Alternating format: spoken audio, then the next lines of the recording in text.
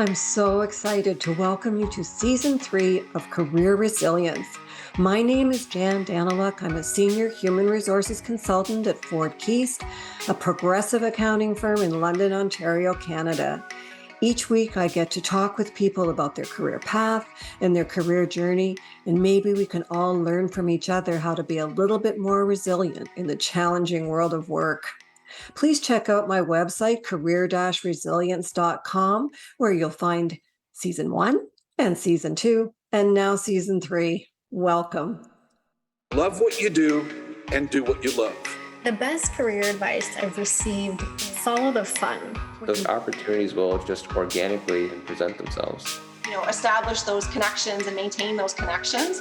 Acceptance just means accepting what is. I don't think we should just put ourselves in a box. At the end of the day, it was always me that I said, I'm not doing good enough right now. I want it to always be, movie night on Friday night. My guest today is Dr. Rob Austin, and I just want to introduce you, Rob. You're a professor of information systems at Ivey School of Business, also affiliated faculty member at Harvard's Medical School. I have that you chaired the executive program for chief information officers at Harvard. And of course, I know that you've got a lot of industry experience as well as academia. So is there anything you'd like to add to that? Because I know your CV is as long as my arm and other people with arms longer than me. Is there anything you want to add? No, I think that's a pretty good summary. I've been involved in one way or another in information technology and digital technology for quite a while. I've worked in big companies in that connection, and I've also worked in startup settings. I did once work for a gentleman named Eric Schmidt, who went on to become he was at the time the CEO of Novell, but he went on to become the CEO and chairman of Alphabet/Google. Mm-hmm. And so I learned a lot from him. But yeah, and the program you talked about at Harvard has given me an opportunity to connect with people in a lot of places who are very involved in digital technology and its impacts on business. So yeah, it's an interesting world these days. It sure is. Okay. So this is actually a hat trick for you because you've been on 2 other times. And the first one, we talked about neurodiversity, which was fascinating and really enjoyed that conversation. And the second one was our age of super transparency and the challenges and positives that brings to us. So I'm interested to now move on to information systems and information technology. Now, is that the same thing? Are those 2 phrases interchangeable, information systems and information technology? So, I'd say kind of not quite, but one of the things that you see happening there is over time, the sort of in vogue terminology shifts. Mm-hmm. Technology is an area that is sometimes subject to bandwagons and hype and trends. And so, there's a rough equivalence between what we would have called in the 60s data processing. Maybe a little later, it would have become management information systems, or MIS. Later, information systems. I think people made it information technology to make it seem a little more modern. And now these days, I think people would use the word digital. They would say it's digital technology. And I think it's a little broader in that formulation. One of the observations that I have heard made is that, the world of IT, the world of MIS used to be mostly about the IT department, the IS department in companies. But there's an interesting statistic from MIT, from their Center for Information Systems Research. See, they have the name to the problem too. But they say that I believe the statistic is only 29% of spending on digital technology is happening now inside the IT department, It's happening much more often outside in places like research and development, marketing, and other places within the firm. So digital has kind of outgrown the IT department. Mm-hmm. That's right. When you think of marketing, surely that is all about digital, really, or the biggest slice of it is about digital. Yeah, no, I think what I like to say, and we have maybe a small advertisement here, but we have a program at Ivey, a master's of science program in what we call digital management, and it's in its 3rd year. And I think it's kind of unlike any other program anywhere else in that we've really embraced the breadth of digital. And what I mean by that, the way I usually say it, and it's related to what you just asked, I like to say digital adds at least another chapter, maybe several new chapters to pretty much every business discipline. So it's changed strategy. Marketing is now a matter of, there's inbound marketing, there's digital marketing, there's all the metrics, all the click through, all the, the Google ads and all of that has become, really an essential part of marketing. Finance, we've had developments like blockchain, like high frequency trading. There's if you name it, wherever you see a traditional business discipline, there's new stuff to talk about now that's related to digitalization. Yeah. Certainly I know search engine optimization is huge. SEO, we're constantly talking about that and how we can optimize SEO and so on, which of course, yeah, that's digital, but I would not have thought of it in the information systems area, because I think that I sort of think of the IT area, right? So yeah, no, I agree. That's the distinction that we're talking about here, I think, is, historically when people think about IT or IS or MIS, it's mostly been about cost efficiencies, cost savings, automation, right? Yeah. But now we live in this world of the internet, and the World Wide Web, and you mentioned search engine optimization.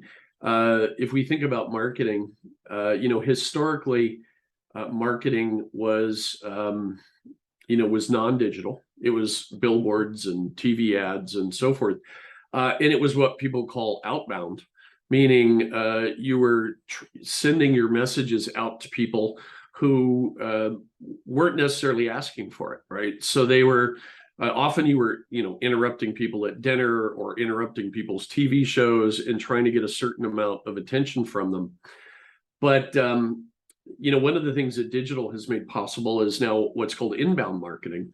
And inbound marketing describes the idea that we create content and people want the content. So, a good example would be what you've seen happening on the web with food sites. So people come to us for recipes.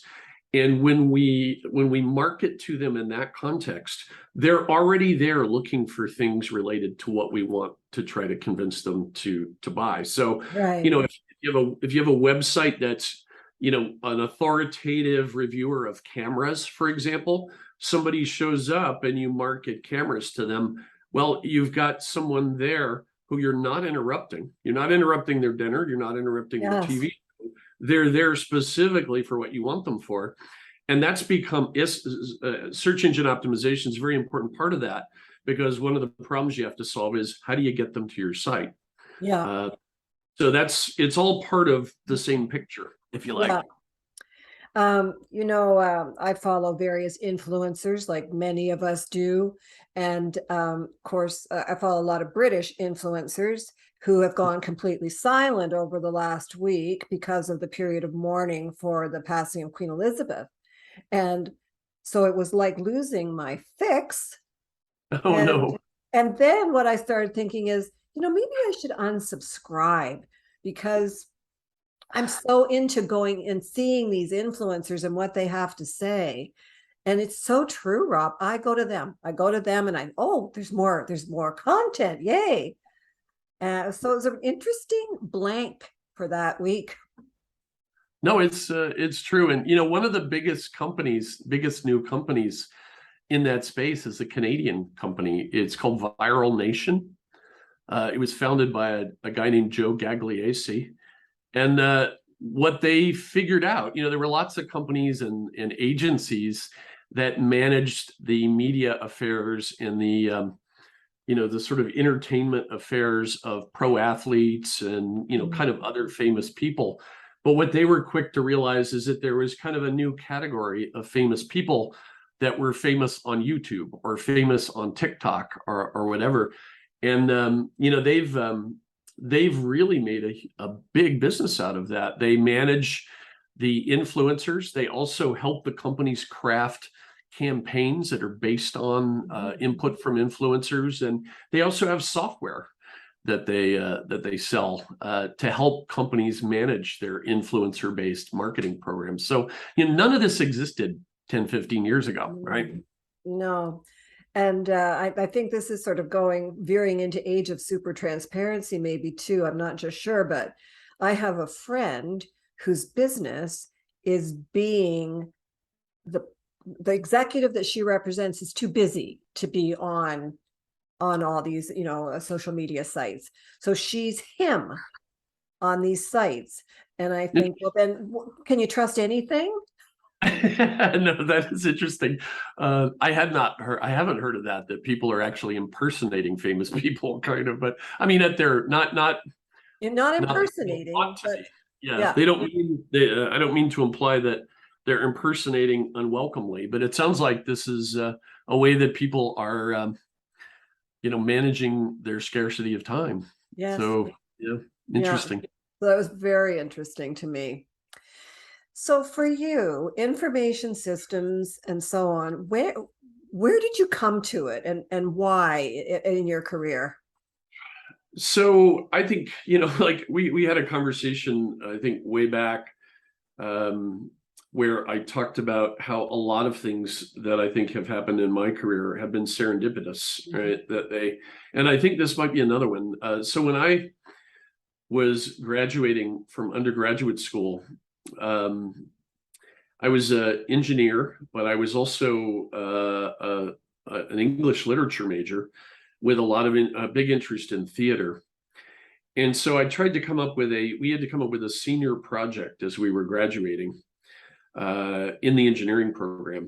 And I tried to combine my two interests. And what I decided to try to build was a computer-controlled theater lighting system. Something that would allow lighting designers to do more complex effects than they could do with the manual sliders and so forth. Yes.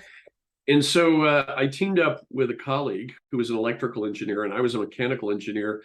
It wasn't a very mechanical engineering kind of thing because it was mostly electrical. We were doing a little bit of, we did play around with computers and take the backs off of them and build circuit boards to make them work, all stuff that you wouldn't have to do anymore because it's all off the shelf now. But my role was to write the software. And so I wrote a software system to control a theater, or a computer-controlled theater lighting system, and became interested in information technology. I might have mentioned last time when I left my undergraduate program, I went to study playwriting at the University of Texas. And while I was there, I was a very, very poor graduate student. I mean, poor wealthily. Yeah, I mean, I was pretty good. I was good at my grades, but I had zero money. I was eating a 39-cent hamburger, and 3 nights a week I was eating English muffins with Pizza Whiz and American cheese because I just hadn't. I discovered the scholarship they gave me did not come close to covering what I needed. So I went looking for a job and settled onto I was a computer administrator for a regional headquarters of a sort of a medium-sized nonprofit organization. And so once again, I had a job in the computer industry. They couldn't, or computer related, they couldn't afford a real computer person. I was kind of in between, like I thought what they would pay me was great. And I knew enough about computers, I guess, to satisfy them. And of course, it was an opportunity to learn some more. And then, eventually I went to work for Ford in the computer it was the information technology part of Ford that Yeah. hired me. And at that point, I was pretty committed to that career path. Yeah. I have friends who started out serendipitously into IS and so on. And they have said to me, it was a question of fake it till you make it. It wasn't school book learning. It was simply there was an interest there, there was an ability there. And so it just, I can do this. So what does a professor of information systems teach, and who do you teach it to? So at a business school, we teach it, at a business school like Ivey, we teach it to everybody. So it is part of our core curriculum at Ivey. There are certain required courses that all of our students take. And, that would include things like financial fundamentals and strategy and marketing and, all the sort of classic business disciplines. Okay. But we also have a core course called Leveraging Information Technology. And, the logic is digitalization is all woven through the fabric of today's organizations. Yes. And our general management students, even if they don't aspire to move into a technical career path, most of them don't, some of them do. But even if they don't, they need to know it. They need to know about this stuff. Mm-hmm. Yeah. Okay, I wanted to switch gears for a second and talk about companies in general and overall, and gather your opinion from education and just from the various roles that you've held and all your knowledge. What do you think, Rob, makes a company successful? Ooh, that's a really big question. But I would say, what really differentiates successful companies over the long haul is sort of a devotion to a core set of values and the sort of strength of the culture. And the reason I say that is because, I think a lot of the capabilities that really differentiate companies are not visible, say, on the balance sheet, right? They're not visible in the financial statements. I do think that some companies underestimate the degree to which their success depends in the long term on less visible assets, if you like. And I'm talking about things like know-how that resides within companies. It's gotten kind of fashionable to try to manage everything by the numbers and so forth. But I think one of the problems with that is that it does not take sufficient account of these. I don't know if they're invisible assets, but they're less visible assets. Mm-hmm. So when you talk about invisible assets, you're talking about know-how. You're talking about what collegiality, all these the people part of things.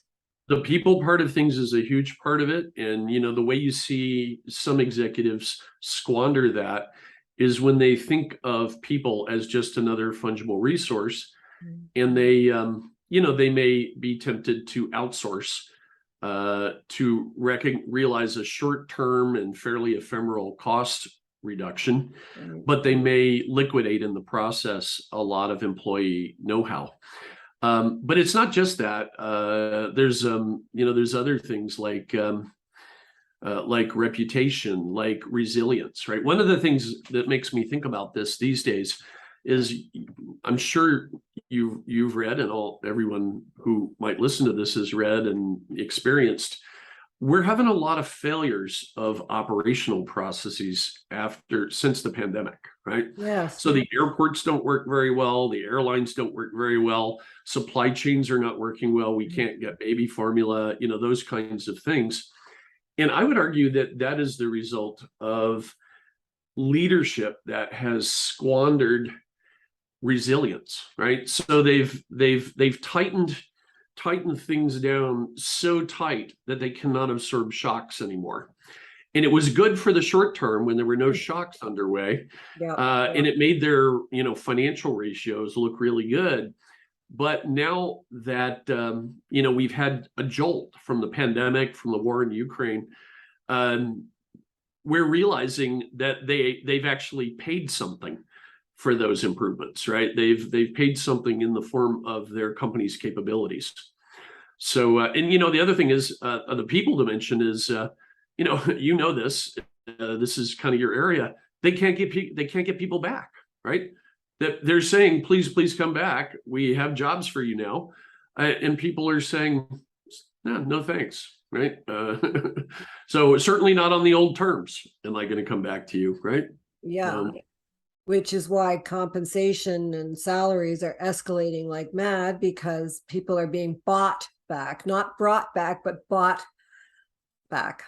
Yeah, and I think coming back too, when you're bought back, not brought back, you come back quite a bit more transactional, right? This is what they talk about. I think when people talk about quiet quitting, and that somehow in the process of leading, based mostly on numbers, we've gotten transactional in a way that costs us things like, the capabilities that we had from, employees really identifying with what the company was doing.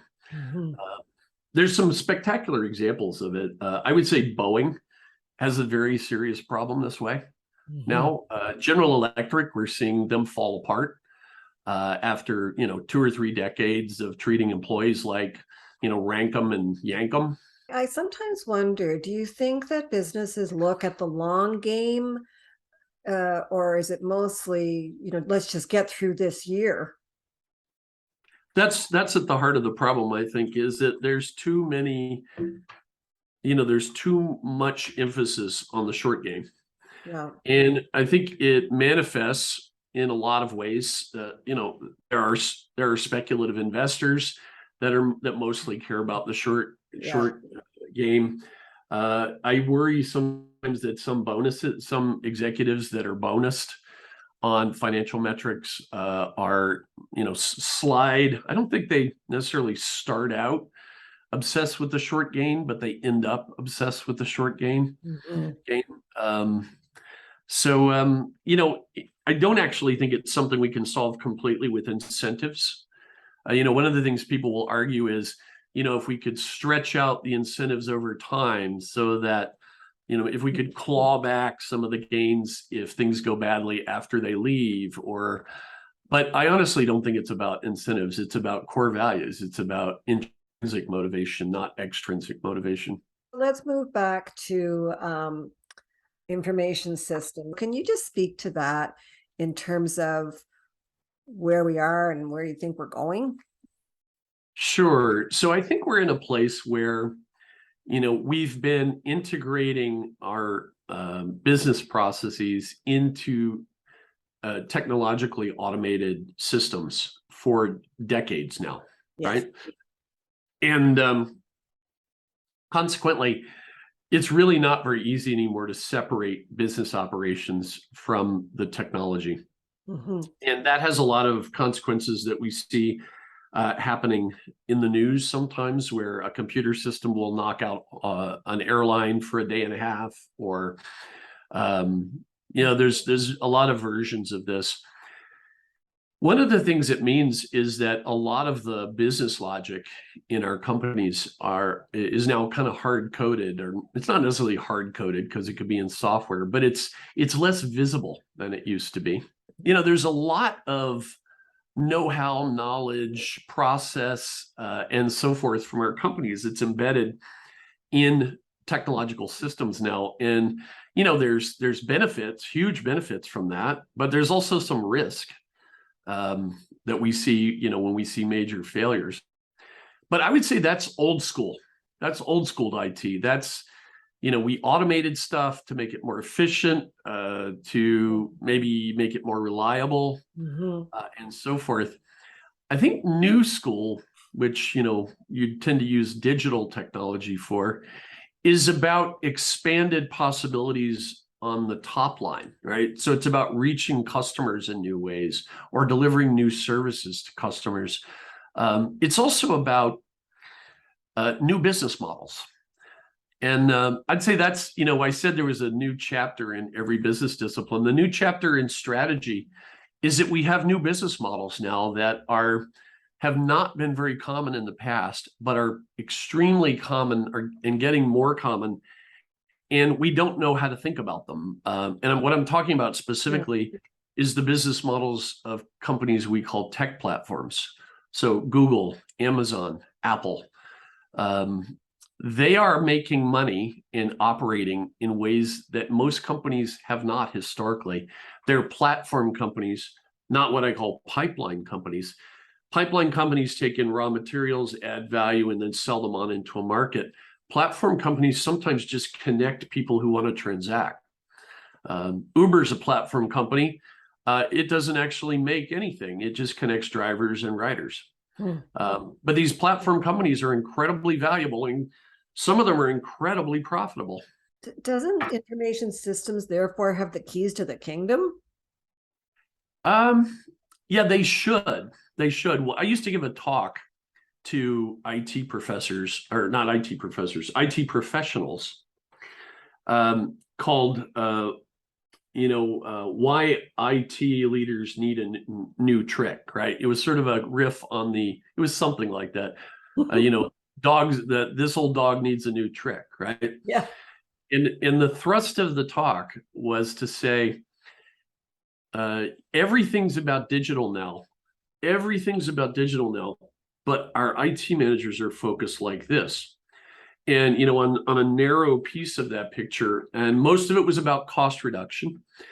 And it was understandable in a way. The way I used to put it is we were saying vision, vision, strategy, strategy, vision. Yes. And they were looking at us and going, hunt, kill, eat, right?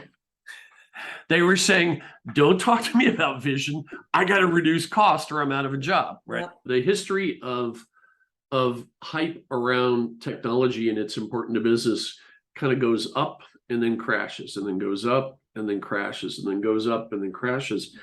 And so, I think it's led people who are in the profession to have sort of a, batten down the hatches kind of a mindset. They're reluctant to get too far up the upslope because they know that, like a roller coaster, the down slope is coming.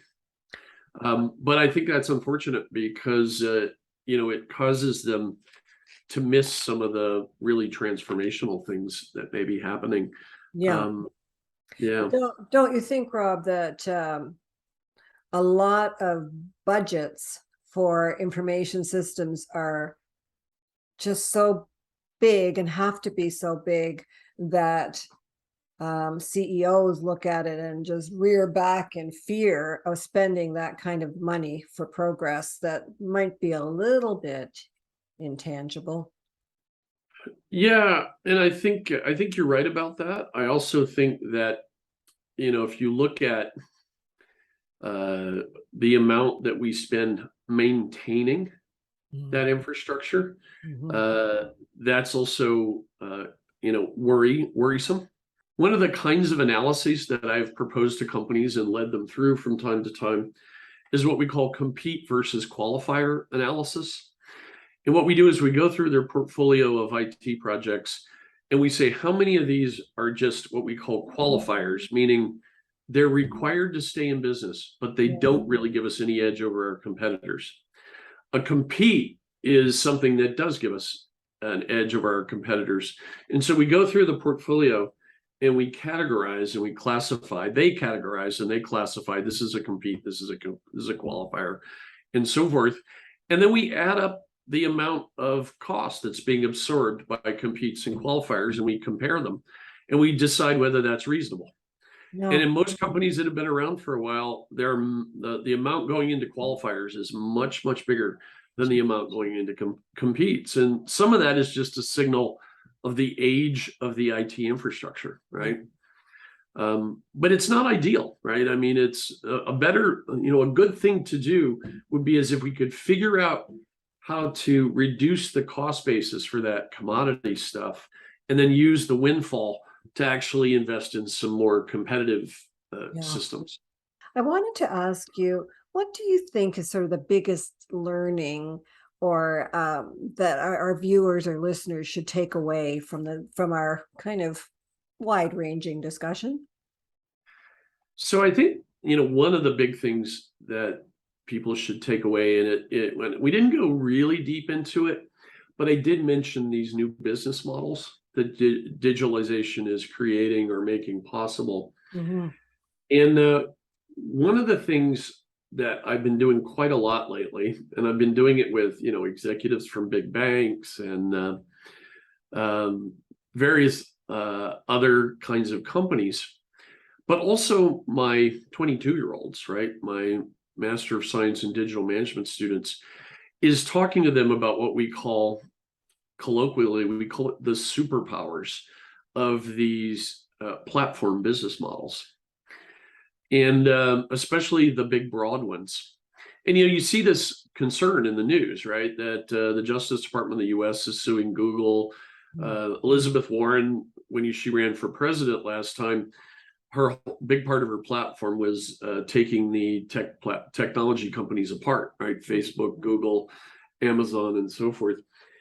But what we what we do when we dig into this is, I believe what I say to the folks that we're talking about this with is, if you look at the news, you might think that people think these companies have superpowers.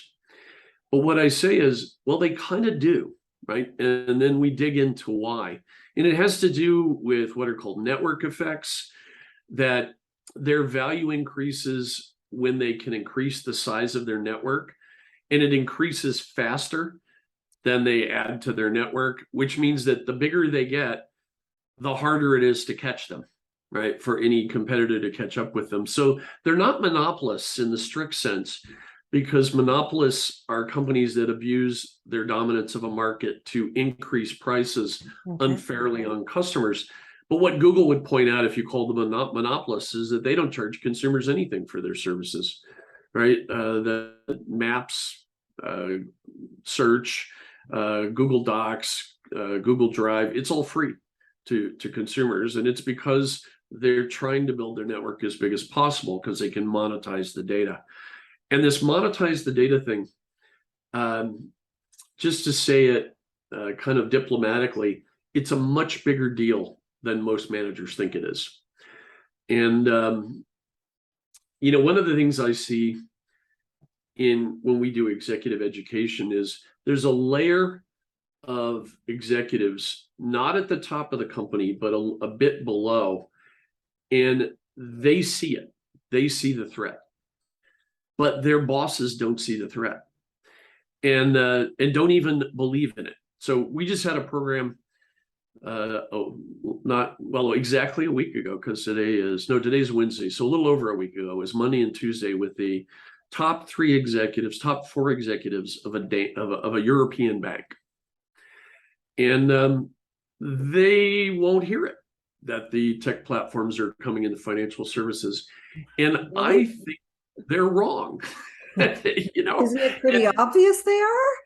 Well, you would think so, but what they keep saying is things like, well, there's no, they can't make money. They can't make money in that. And what they're looking at is Google, or, they're looking at companies doing things like what Google is doing, offering services for free. And they're saying, how do you make money off of offering services for free? And what they're forgetting is that they're not making money over here, but they're making a ton of money over there, right? Wow. From having the network of free services over here. And, all you got to do is look at Google's financials. Profit, their return on sales is, are in the vicinity of 30%. They are immensely profitable. And that's after they put away more for research and development than any traditional firm can afford to. Mm-hmm. So what I guess I would say is, if you haven't figured this out, if you're a manager today and you still think the game is the same, you should figure out this platform thing. There's some good books. There's a book called The Business of Platforms that I recommend. It's by Cusimano, Yaffe, and I think Gower. I can't remember the last author, but they're an MIT professor, a Harvard professor, and I'm not sure of the affiliation of the third author, but very good book. And it's kind of your head should explode stuff. Yes. Yeah. Some people are just like, nah, it's the same old stuff. Business never changes, but business has changed. Yeah. Business is because of digitalization, and people who don't get on board with that, I think, are gonna have problems. Yeah. Maybe be left behind. But I'll tell you, Rob, it is fascinating to see where it's all going. It really Yeah, is. fascinating, frightening, Yeah. exciting. Yeah, Yeah. yeah. It'd be fun to be one of my 22-year-olds in my digital management program these days, because the world is just gonna be amazing during their career. Yeah. Well, and amazing during your career, and amazing during the Industrial Revolution's career, and so on and so forth. True. That is how we're blessed. Rob, thank you so much for chatting with me today. I love chatting with you and learning from you. So thank you very much. Sure thing. Well, thank you for having me. It's always a lot of fun. I enjoy it. So to our viewers and listeners, thank you for joining Rob and me. And I hope you will go back and listen to the other 2 episodes that we did together in season 2.